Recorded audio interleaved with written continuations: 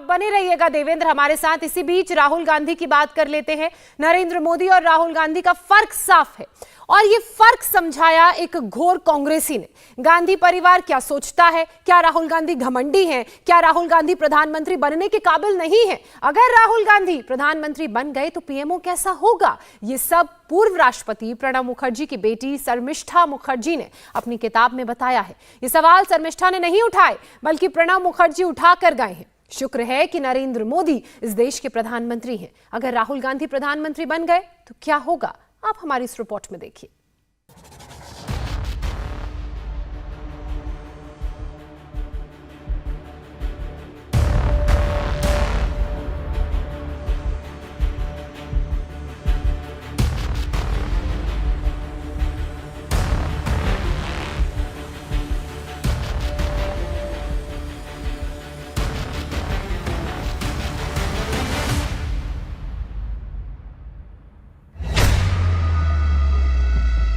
लगभग 50 सालों का राजनीतिक अनुभव, 4 प्रधानमंत्रियों के साथ काम किया।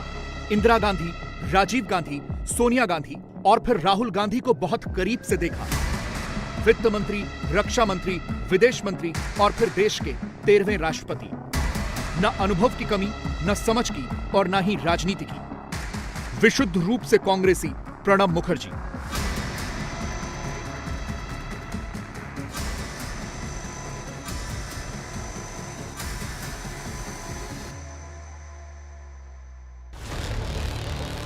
लेकिन इसके बावजूद प्रणब मुखर्जी को राहुल गांधी राजनीतिक तौर पर इमेच्योर क्यों लगते थे?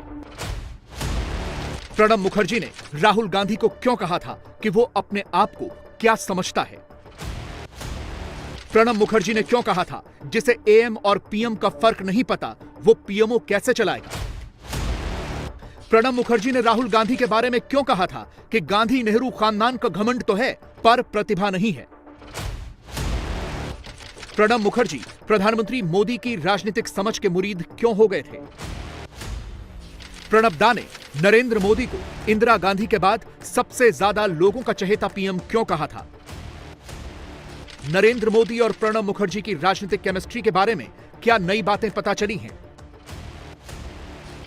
प्रणब मुखर्जी नरेंद्र मोदी को प्रचंड राष्ट्र और देशभक्त क्यों मानते थे?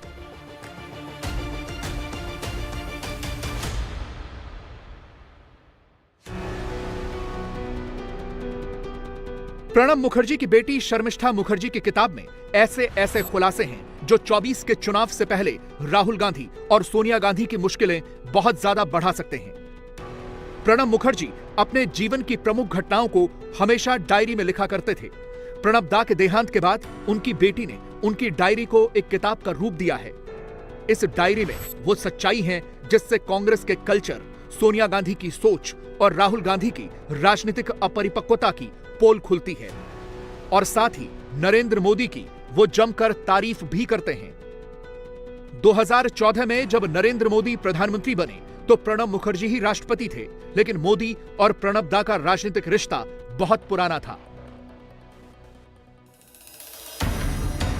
प्रणब मुखर्जी मोदी की बहुत तारीफ करते थे। प्रणब ने अपनी डायरी में लिखा है, मोदी के पास विचारों की स्पष्टता है। वो लोगों के मिजाज को बहुत अच्छी तरह से समझते हैं। वो जानना चाहते हैं और ऐसा दावा नहीं करते कि वो सब कुछ जानते हैं। एक हार्डकोर आरएसएस का आदमी होने की वजह से वो प्रचंड देशभक्त और राष्ट्रवादी हैं। आगे शर्मिष्ठा मुखर्जी ने लिखा है कि बाबा ने मुझसे कई बार इसका जिक्र किया है कि इंदिरा गांधी के बाद नरेंद्र मोदी वो अकेले प्रधानमंत्री हैं जो लोगों के मिजाज को बहुत ही सटीक तरीके से समझते हैं। 23 अक्टूबर 2014 को उन्होंने अपनी डायरी में लिखा है कि सियाचिन में जवानों के साथ और श्रीनगर में बाढ़ पीड़ितों के साथ दिवाली मनाने का प्रधानमंत्री का फैसला उनकी राजनीतिक समझ को दिखाता है, जो इंदिरा गांधी के अलावा किसी और प्रधानमंत्री में नहीं थी। वो ये मानते थे ये प्रधानमंत्री नरेंद्र मोदी में एक लोगों की नब्ज समझने का जो क्षमता जो एक पॉलिटिशियन में होना चाहिए वो जबरदस्त है। He could feel the pulse of the people. और मेरे फादर के मुताबिक ये जो क्षमता है, ये जो क्वालिटी है, इस quality to feel the pulse of the people Indira Gandhi का बाद उन्होंने नरेंद्र मोदी में, इस जो प्रधानमंत्री थे, ये क्षमता उन्होंने नरेंद्र मोदी में देखा। प्रणब मुखर्जी और प्रधानमंत्री मोदी का ये राजनीतिक रिश्ता उनके राष्ट्रपति पद से हटने के बाद भी जारी रहा। मोदी अक्सर प्रणब मुखर्जी से मिलने के लिए जाया करते थे। इसका भी जिक्र शर्मिष्ठा मुखर्जी ने अपनी किताब में किया है। राष्ट्रपति के तौर पर इस्तीफा देने के बाद प्रधानमंत्री मोदी प्रणब मुखर्जी से मिलने आते थे। आधिकारिक भोज के अलावा राष्ट्रपति भवन में कभी भी मुझे प्रणब और प्रधानमंत्री को साथ देखने का अवसर नहीं मिला, लेकिन अब मैं दोनों के बीच की बातचीत बहुत नजदीक से देख सकती थी। मैं कमरे में चाय या नाश्ता लेकर जाती थी। इसमें कोई शक नहीं है कि दोनों के बीच एक बहुत मजबूत पर्सनल केमिस्ट्री थी। दोनों जब बात करते थे तो अक्सर हंसने की आवाज आती थी। बॉडी लैंग्वेज भी बहुत रिलैक्स दिखती थी। प्रधानमंत्री के हर मुलाकात के बाद मैं अपने पिता से अक्सर पूछा करती थी कि दोनों में क्या बात होती है। हर वक्त वो एक ही जवाब देते थे कि राजनीति की बातें होती हैं। मोदी के बारे में अक्सर विरोधी ये कहते हैं कि कोई उनसे सवाल नहीं पूछ सकता। मोदी तो किसी को सवाल ही नहीं पूछने देते हैं। लेकिन इस पर शर्मिष्ठा मुखर्जी ने अपनी किताब में क्या लिखा है यह भी देखना चाहिए, क्योंकि जब का यह जिक्र है तब भी शर्मिष्ठा मुखर्जी एक कांग्रेस नेता ही थी। पिता के राष्ट्रपति पद से रिटायर होने के बाद प्रधानमंत्री के साथ मेरी भी कुछ 1-to-1 मीटिंग हुई। मैं उनकी हर बात से सहमत नहीं होती थी और अपनी असहमति जताती थी। मैं उनसे मुश्किल सवाल भी पूछती थी, लेकिन मैंने ये पाया कि वो कभी भी मेरे सवालों पर बचने की कोशिश नहीं करते। वो कभी भी मुझसे सवाल पूछे जाने पर नाराज नहीं होते। जब मैंने अपने पिता से अपनी इन मुलाकातों पर चर्चा की तो वो अक्सर कहते थे कि प्रधानमंत्री के पास लगता है कि बहुत ज्यादा धैर्य है। अक्सर नरेंद्र मोदी जब भी प्रणब मुखर्जी से मिलते थे तो वो उनके पैर छूते थे। इसका जिक्र शर्मिष्ठा मुखर्जी की किताब में विस्तार से किया गया है। प्रधानमंत्री मोदी ने मुझे खुद प्रणब के पैर छूने के बारे में बताया था। उन्होंने बताया था कि वो प्रणब को बहुत लंबे समय से जानते हैं, यहां तक कि गुजरात के मुख्यमंत्री बनने से पहले से। मोदी अपनी पार्टी के संगठन के कामों के लिए अक्सर दिल्ली आते थे और नॉर्थ और साउथ एवेन्यू के इलाके में ही रहते थे। वो अक्सर प्रणब मुखर्जी को उनकी मॉर्निंग वॉक के दौरान मिल जाते थे। प्रणब ने हमेशा उनसे अच्छे से बात की और मोदी भी उनके प्रति अपना सम्मान दिखाने के लिए पैर छूते थे। सो हमेशा पर्सनली जब भी मिलते थे मोदी जी बाबा के पैर छूते थे और बाबा इसमें हैरान भी थे। उन्होंने लिखा कि मुझे पता नहीं कि इसके कारण क्या हैं। तो और ये बात मैंने मोदी जी से भी सुना और तब मुझे पता चला कि मोदी जी बाबा को बहुत पहले से जानते थे।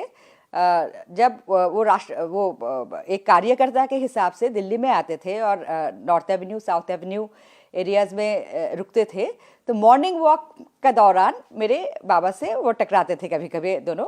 बाबा ने हमेशा उनके साथ बहुत अच्छी तरह बात किया और उन्होंने हमेशा बाबा के पैर छुए। सो मैं भी सोचती थी कि शायद बाबा का मुलाकात मोदी जी से जब वो गुजरात के चीफ मिनिस्टर थे तभी हुआ। तो मोदी जी ने इस बात को कहा कि नहीं, मैं तो बहुत पहले से उनको जानता था। 2014 में चुनाव जीतने के बाद भी नरेंद्र मोदी प्रणब मुखर्जी से मिलने पहुंचे थे। इसका जिक्र भी प्रणब ने अपनी डायरी में किया है। उन्होंने लिखा, मोदी ने मेरे पैर छुए और कहा, दादा आप मुझे छोटे भाई की तरह गाइड करना और सलाह देना। मैंने उन्हें अपना पूरा समर्थन देने का भरोसा दिया। यह भी लिखा है कि सार्क के नेताओं को शपथ ग्रहण में आमंत्रित करने का आइडिया भी अच्छा है। मैंने उन्हें सलाह दी कि सुरक्षा टाइट रहे, यह सुनिश्चित करना।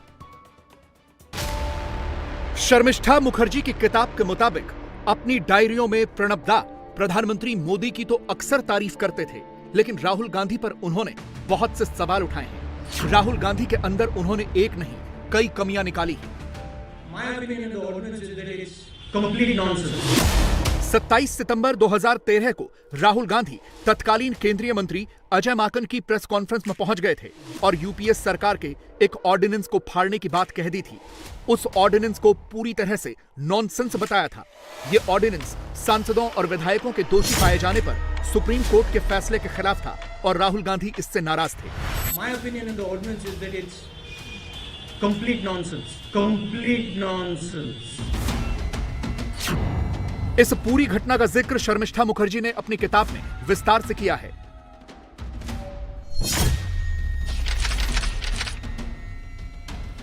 शर्मिष्ठा लिखती हैं, मैंने ही सबसे पहले अपने पिता को यह खबर बताई। बहुत समय के बाद मैंने अपने पिता को इतने गुस्से में देखा था, उनका चेहरा लाल हो गया था और वो चिल्लाए। वो अपने आप को क्या समझता है? वो इस कैबिनेट का हिस्सा नहीं है। प्रधानमंत्री विदेश गए हुए हैं, क्या उसे एहसास भी है कि उसके इस एक्शन का प्रधानमंत्री पर और उनकी सरकार पर क्या प्रभाव पड़ेगा? उसी रात प्रणब दा ने अपनी डायरी लिखी। राहुल गांधी ने अजय माकन की प्रेस कॉन्फ्रेंस में गेट क्रैश किया और कैबिनेट के फैसले को नॉनसेंस कहा। यह बिल्कुल भी ठीक नहीं है। उनके पास गांधी नेहरू वंश का घमंड तो है, लेकिन उनकी राजनीतिक सूझबूझ नहीं है।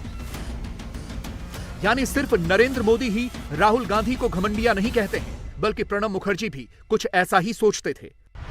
मुझे किसी सीनियर कांग्रेस लीडर ने बोला कि राहुल गांधी पार्टी में कोशिश किया था कि ये ऑर्डिनेंस ना लाया जाए, लेकिन कोई उनका बात माना नहीं।